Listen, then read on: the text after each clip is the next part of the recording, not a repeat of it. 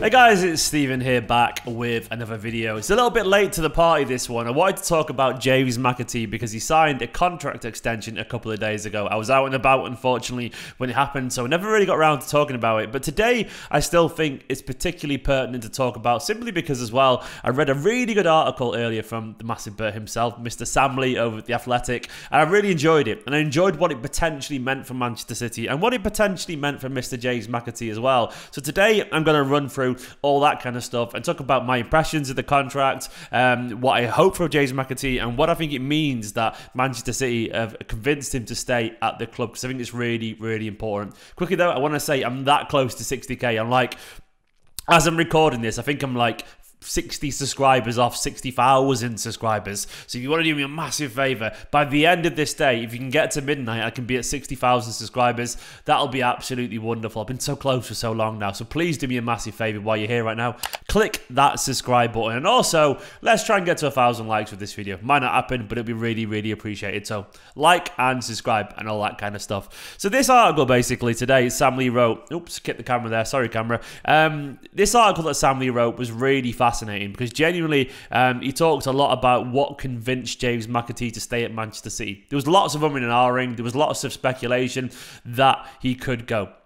And I found this article particularly fascinating. Before I get into the article, though, I just want to quickly say my opinion. I'm really excited about Mcatee staying. I really am. I think he's a fantastic young player. I do believe he has the potential, like Cole Palmer, like Phil Foden did, to break it into the first team. There's no guarantee that he will break into the first team, of course, but I believe he should be up there in that same bracket as Palmer is. And Palmer is currently right on the cusp of taking that next step. He should be there, and he probably will be there. I believe that this is a massively impressive move for Manchester City to tie down a guy with that much ambition. Not ambition in the bad sense, not that he just wants to go anywhere and play first team football. He just wants to play football, full stop. It's not about over-eagerness. It's not about a lack of love or respect for this club. It's just about that energy that comes from being a young player, and I admire that. Now, this to me, yeah, I'm excited. Every minute you get, every time you hear a young player is extended, it's always a really, really good thing, because I think his potential.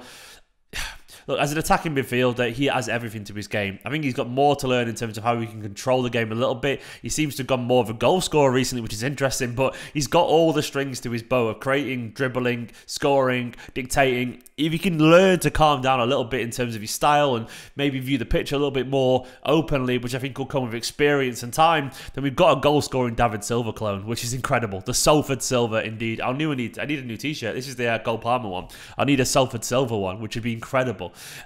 So I'm really happy about this. This article basically was fascinating.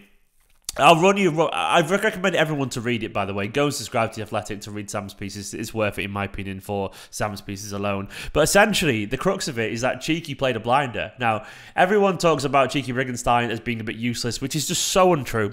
You don't understand how good he is at negotiating with people in terms of how good he is at making clubs trust Manchester City. There is never any sour taste. He's so good at these little internal things. He's so good at being that buffer between Guardiola and the players. He's so good essentially winning friends and influencing people. It's an incredible business skill. Yes, we may occasionally miss out on some transfers, but who doesn't, you know? Every time we sign a player, someone else has missed out on them. You forget that. Only one person can win, and often Manchester City are the winners, and all you can really do is look at the players that we have brought in, like Rodri, Cancelo, Diaz, and people like that, and even the profit we made on Varane, and go, I think we get it more right than we get it wrong, and we do. And in this instance, it looks like Cheeky really did convince Mcatee, using his intellect, using perspective, using emotion. Now, one of the big motivations is that apparently Mcatee wants to play football immediately. He wants to play in the Champions League as soon as possible. Cheeky quite literally turned it around, allegedly, and said, well, where is there better to realise that than where you are right now? I don't think you quite realise how good the situation you are is in. The idea, and it's a very good point because we take it as just fact, the idea that a loan to Swansea or Forest or Rangers or whatever means he's going to be closer or more ready for Champions League football in 6 months. It doesn't really make sense when you think about it. How is he going to be closer when he's currently already at a club that are in the Champions League? You can guarantee that close one-on-one contact with the greatest manager in the world around some of the greatest players in the world, with a chance that he may even get on in the Champions League anyway, with a little bit of luck towards the end of the season, if some injuries happened, if he had a breakthrough. The point I'm making is, the more the familiarity he gets around a Champions League club, the more likely he is to play in the Champions League. It can be very useful for your development playing in the Championship, but playing for Nottingham Forest right now, with all due respect to who they are and where they came from, because they've got better European pedigree than my club, I'm aware of that. But these days, that isn't going to prepare you for modern Champions League, and same with Swansea and all that kind of stuff. And that is not meant to be disrespectful. It's just kind of common sense when you think about it.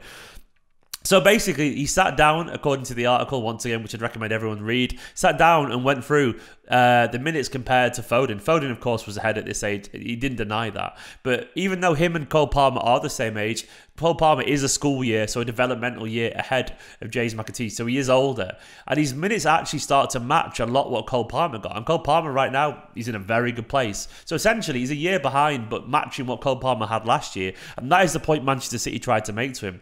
Apparently, there was a few times where Guardiola and Cheeky would be stood at the sidelines and watch Mcatee wriggle between 3 or 4 senior players, and they've gone, he's not bad in a very positive way, and they understand just how talented this young player is. And I really love this.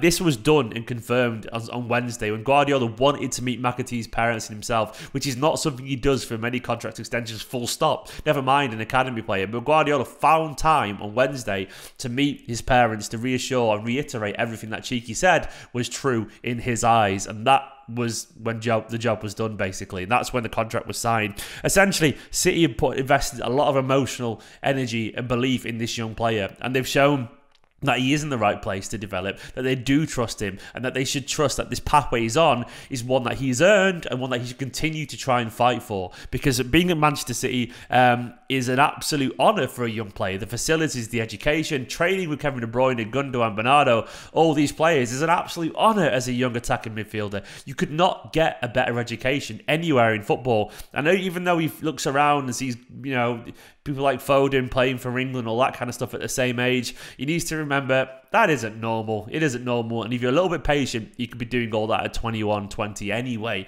Mcatee is a fantastic young player, and he is, I believe, in the right position. And he is young enough to be patient and be calm. And trust me, James, if you're somehow watching this, I do believe the club value. I do believe they have your best interests at heart. And if in 2 years from now we're wrong, at least you can move on with all that talent and that hard work and dedication that you've got and find and carve a future of your own. But right now, just be a little bit patient. And I also really like the point in the article that pointed out that what if he goes on loan now to Swansea, and what if Manchester City get an injury crisis, and instead of James Mcatee getting those chances, it's Keiki or it's Oscar Bob or someone like that, and all of a sudden they're ahead of him in the pecking order. And that is how it works.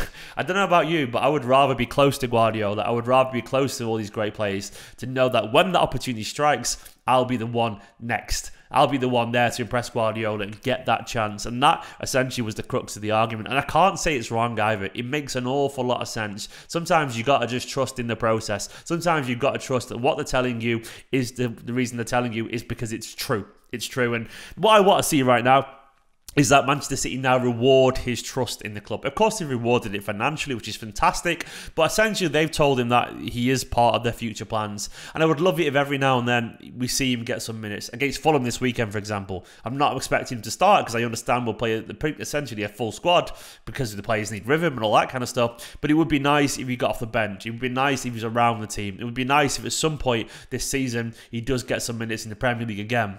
Apparently he was devastated after his cameo. I think it was against, who was it? It was in the other day. It's just absolutely blanked my mind. When he came on, and he got half an hour, and he didn't play that well as a false nine, which was understandable. And he was really disappointed. Swindon, it was disappointed in his own performance. Apparently, he was very gutted that he didn't get a chance to make an impression, really, by his own standards. But that focus, really will drive him onto better things. Keep working fucking hard. Keep listening. Keep learning, and keep watching the very best. And you will go to the top with a little bit of luck. Of course, it requires luck. It requires luck, and it requires an opportunity, which you may not get either of those. But all you can do is put yourself in the right situation and hope for the best. And if you've got that much talent and dedication, there's no way that you're not going to benefit if you have to move on eventually. So for me, what this means, it means the world for the City Football Group. The idea of Cole Palmer, Foden, Mcatee, all these young Mancunians, City fans there, all these breaking through to the first team and learning from one of the greatest coaches of all time, if not the greatest coach of all time. alongside with some Premier League legends. To me, that is everything that I'd ever want as a Manchester City fan. I love it. And I think it means so much for the academy. I think this means so much that we convinced him and Wilson Esbrand and Bob to extend. And apparently, the general memo was exactly the same for Wilson Esbrand. Stay here, trust in this club. We've already shown that we will use you on the bench and you get games here and there. Just trust in the process, be patient, and we can see what happens. And to me, that message and the way that City have dealt with these contract negotiations with calmness, with honesty and openness, and laying out a pathway, and also talking rationally about, well, you can go and play in big stadiums, but you're at the Etihad here, you know? You can go and try to look for Champions League football by dropping down a division, or you could stay around a Champions League squad and learn from this. You could go and say you want more minutes, or you could realise that Cole Palmer's now getting them, and he's a year older than you in terms of school year, and you're only one step behind him. All these things, the way you play it out, I really loved City's approach to essentially, and in words of Sam Lee's article again, making me realise just how good he's currently got it. And sometimes you do need to step back and realise that. And obviously, he trusts City, he loves City, and obviously he's made the right call in my personal opinion. So I think this is a very good piece of business, and I'm very excited by it. Guys, that's what I think of the Mcatee transfer. And I know it wasn't just like, Mcatee's great, but I really liked the angle that came from this Athletic article, so I wanted to talk about it in a little bit more detail. I think it was worth waiting a couple of days to have a good old natter about it. But I'm doing loads more content at the moment, and I'm really enjoying it as well. I've got my groove back. I've got a nice little shelf behind me as well with loads of little trinkets on, and I'm enjoying making content and chatting to all you blues and doing the live streams. It's not going to stop now. This train is rolling. Thank you for watching this video. Big love to all the Patreons and Patreon producer Scott Denemy, of course. Get me to 60k. I'm so close, and I will be doing a live preview later on this evening ahead of tomorrow's game. And more than that, I'll be on Manchester City's live show tomorrow with my fellow mate Blue Moon Podcast David Mooney. So looking forward to it. Like, comment, subscribe in a bit.